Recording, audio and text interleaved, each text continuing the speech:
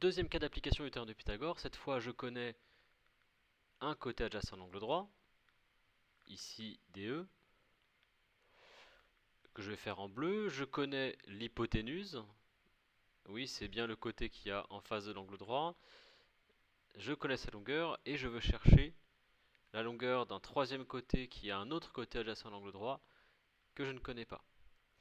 Alors le début ça va être quasiment pareil que tout à l'heure. Je vais commencer par dire, on sait que le triangle est rectangle, le triangle DEF est rectangle en D.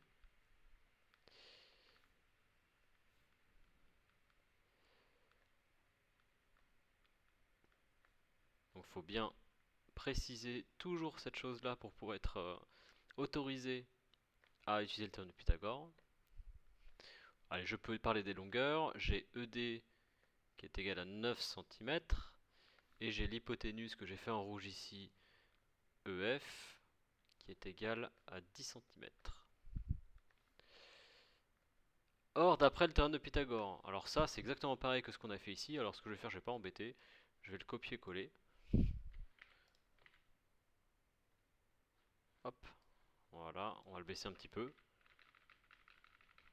Ah, j'ai pas pris toutes les lettres.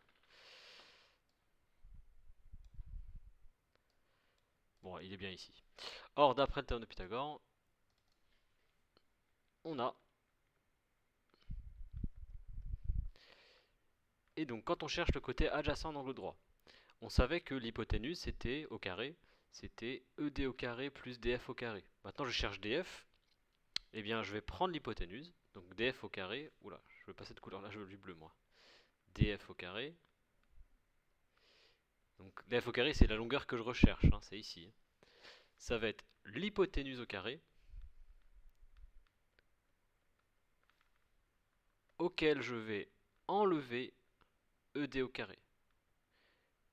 Alors le pourquoi du comment, je vous l'ai expliqué en classe, je le répète rapidement. Comme je sais que les deux bleus ensemble au carré fait le rouge au carré, et bien si je prends le rouge au carré et que j'enlève un des bleus au carré, je retrouverai forcément celui qui me manque ici. Voilà. Ici, donc maintenant, on n'a plus qu'à remplacer. Alors retenez aussi, c'est toujours le grand moins le petit, si vous voulez pas vous tromper d'ordre. Autant quand c'était un plus, je pouvais dire l'un plus l'autre dans l'ordre que je voulais. Autant là, c'est l'un moins l'autre. C'est toujours le grand, l'hypoténuse, moins le petit. Parce que sinon, vous trouverez quelque chose de négatif et c'est pas possible. Une longueur négative, ça peut pas exister. Et vous aurez un problème pour la racine carrée aussi. Bon, mais en tout cas ici, du coup, c'est le grand moins le petit, EF au carré moins ED au carré. Je continue. DF au carré, c'est égal, alors je remplace, hein, 10 au carré moins 9 au carré.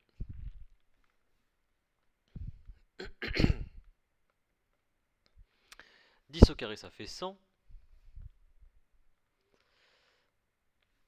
9 au carré, ça fait 81.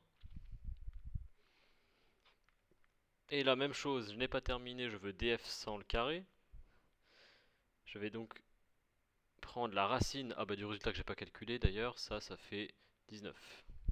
df au carré, ça fait 19, donc df c'est racine carrée de 19. Résultat sous forme exacte, et je peux donner le résultat sous forme approchée, parce que 19 en fait ce ne sera pas un carré parfait. Donc je prends la racine carrée de 19.